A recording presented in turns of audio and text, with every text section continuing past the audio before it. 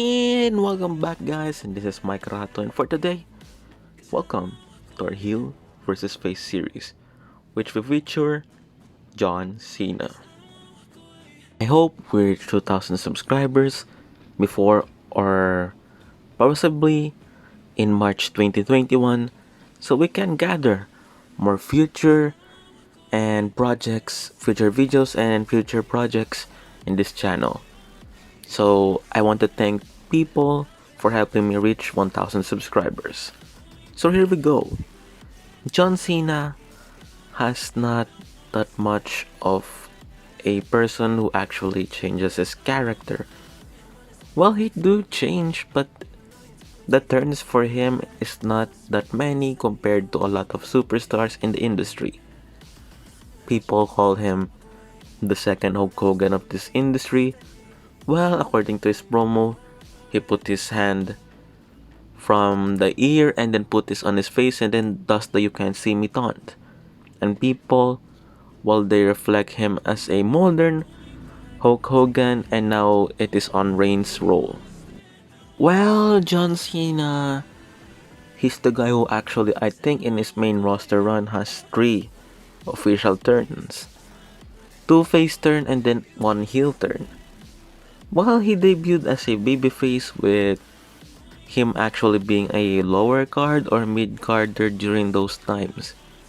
He fought a lot of superstars and he doesn't have the thing which elevated him later on, and that is on the character change, his first character change from the bland character into this Doctor of Thugonomics, which he raps, he does these rhymes, and he turned heel. I think this is the only time that he actually become a heel, an official heel. And during these times, well, John Cena has fought a babyface Brock Lesnar, The Undertaker, and a lot of superstars. And he used heel tactics. And his promos are great. While he can actually cut a promo and a vicious heel during this time. That's why people are asking again for this character, because he can say what he wants during also this time, because this is ruthless aggression era. And unlike is this era, which is the PG era, well, during that time he can say what he wants. He can actually create pops, well, because of his raps, and then when he actually interacts with the audience, and the audience are actually saying the last word for him in promos. So that's the connection of the Doctor of Thugonomics John Cena to the fans. And the heel turn, well, it is great because he fought a lot of superstars. As I told you, The Undertaker, Brock Lesnar, Kurt Angle, even Chris Benoit. And also during this time, well, this is only the time that I actually think he topped out officially on matches. Well, after his Super Cena slash push slash whatever you wanna call it, he never tops out unless it is unconscious or something like that. So his official push would actually start in 2004. Yes, he beat the Big Show for the United States Championship and become this mid-card champion. He won the US title a lot more times during those times. He became a babyface of SmackDown with the WWE champion, and then him being the babyface of SmackDown. He competed in mid-card matches and actually defending his US title. His push actually started in this time, and yeah, even though he's a mid-card at least, well, unlike last year who is actually on the lower card or something like that, or in mid-card also. So during this push, while the audience are behind him and WWE actually decided to push him to the top. So the build-up was this, while John Cena is the last man who Batista eliminated in the Royal Rumble 2005 pay-per-view. And after that, well, he feuded with JBL, because I forgot how, but he feuded with JBL. And then that leads to his first World Championship. And during these times, well, he fought the guys on Monday Night Raw when he was drafted. He defended the title with JBL the last time, and then he goes to Monday Night Raw. And then when he was on Raw, he defended it against Kurt Angle, Chris Jericho, Christian, and the guys who were actually in the Elimination Chamber match. And it was actually one of his longest title reigns. Well, also the 2006 is a long one, so yeah. After that, well, John Cena actually got his title away from him after Edge cashing in his Money in the Bank briefcase, but he won it again at Royal Rumble. And then that's the thing that people turned on him. When he feuded with Triple H, people are starting to actually have the arena split into two. I think this also started during his feud with Kurt Angle, with half cheering for Cena and half booing or cheering for John Cena.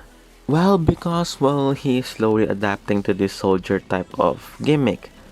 That's why people are starting to turn on him, and then yeah, the people that loved John Cena during his Thugonomics run, it is slowly fading away. So people are starting to boo him.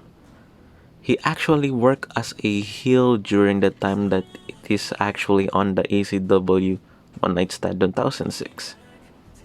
He occasionally works as a heel depending on the arena. Like for example, in the ECW One Night Stand, and then also he almost act like a heel on Money in the Bank 2011.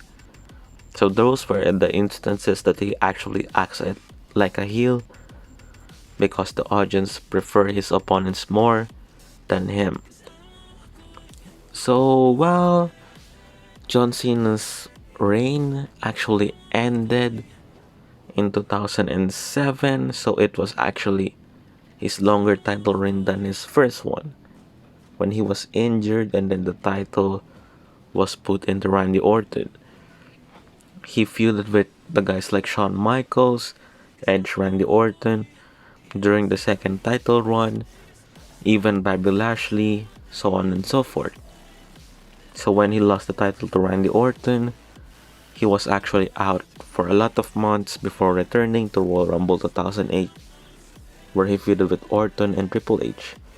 And during the Royal Rumble 2008, he gathered a huge pop because of his return.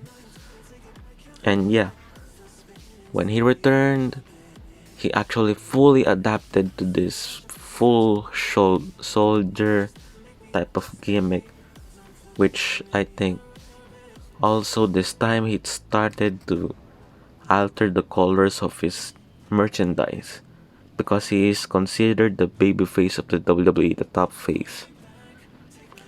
So Cena feuded with Orton, and then later that year JBL again, and then Orton again, and then Triple H. You know, the top stars he actually feuded them with.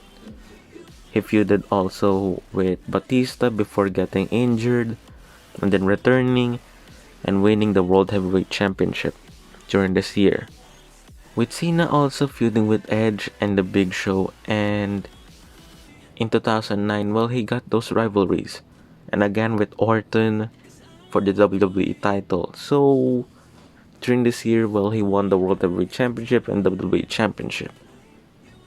And also, well, he started to change his merchandises because children are actually invested in this character, and WWE are smart to change the merchandise when it is actually needed to. So yeah, John Cena for this year, well, he feuded with a lot of heels. And in 2010, well, one of the biggest feuds that John Cena actually had was the Nexus, which he won the rivalry against them. People are actually telling that the SummerSlam 2010 match was the burial of the Nexus, which some may agree, which some may not. So yeah, John Cena feuded with the Nexus, and he joined them, and even though he joined them, he is still a babyface. So think about that. Instead of having this new faction and then joining them as a heel, well, he is still the same guy and still the same babyface. instead of trying to manipulate them like Randy Orton in the Wyatt family or Daniel Bryan in that case. So yeah, people are still invested to him. Children and female audience are actually invested with him. So he feuded with the Nexus, defeated them in the feud, and then in 2011, well, he started a feud with The Miz, which it was involved with the WWE Championship yet again. So when you think about John Cena, you will think about the spinner belt. Because, well, he's the guy who holds this belt a lot of times, and this is the title that he actually created. So yeah, John Cena actually feuded with The Miz, wins the title, feuded with R-Truth, feuded with CM Punk. So the feud with Punk actually started in Punk winning a triple threat match to actually gain a WWE Championship match and then threatening the WWE that he will live with the title. When he lived with the title in the same pay-per-view Money in the Bank, Cena has actually this character and attitude that he is not in the mood for that match. He does this entrance which is actually not the same as his normal entrance with the salute and everything. He just walks to the ring and yeah, that's it. So people are booing him and then yeah. So that same match actually gathered 5 stars because of the drama, the excitement, and even the storyline that Punk is actually leaving the WWE and kayfabe. So that feud actually is stretched until SummerSlam, and then they actually interacted with a lot of matches. Cena actually involved with Del Rio, Punk with Triple H. And then when Cena actually won the title from Del Rio, lost it to Del Rio, and then yeah. In that year, well, he feuded somehow with Mark Henry, and then he feuded with Kane. And then yeah, he returned the Doctor of Thugonomics just to rap against The Rock. And then yeah, this is another instance where the hometown hero, The Rock, was cheered against Cena, which Cena, well, he tried his best to actually act like a tweener, not a fully heel, because in that match, well, he is booed because, well, the babyface hometown hero was on his hometown. And it is the second match that The Rock has actually had in a lot of years. So after that, well, Cena feuded with Brock Lesnar, The Big Show, Dolph Ziggler, and a lot of guys in 2012. And then in 2013, he had this obsession with The Rock. He wins the Royal Rumble. And then when they actually had the match, instead of the expected outcome that they will cheer because of the raising up the hands on that ending, well, they were actually booed. So Cena feuded with Ryback Mark Henry after that. Then later on, the biggest babyface role was transferred into Daniel Bryan because of his feud with Authority. And then during this time, well, John Cena became the number 2 top babyface for the WWE, even though WWE is still treating him as the top babyface because audience prefer Daniel Bryan during this time. He feuded with Del Rio, Orton, and then after that, well, he feuded with the Wyatts, which Cena defeated Wyatt in WrestleMania 30. And as for WrestleMania 30, the streak ended and then Daniel Bryan got his biggest moment of his life. So yeah, people are somewhat happy and devastated at the same night because of the streak and Daniel Bryan winning. And Daniel Bryan was the official babyface for the WWE, but unlikely the injuries happened. Daniel Bryan was injured and WWE put the title again to John Cena.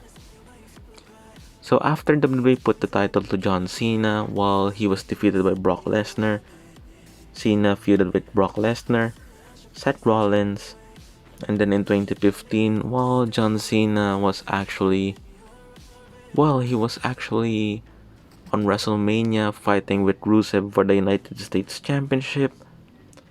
And he actually made the US Open title challenge, which that actually John Cena's what he done during that year. And then he dropped the title to Del Rio and Seth Rollins, and then when he dropped the title to Seth Rollins, regained it and then dropped to Del Rio.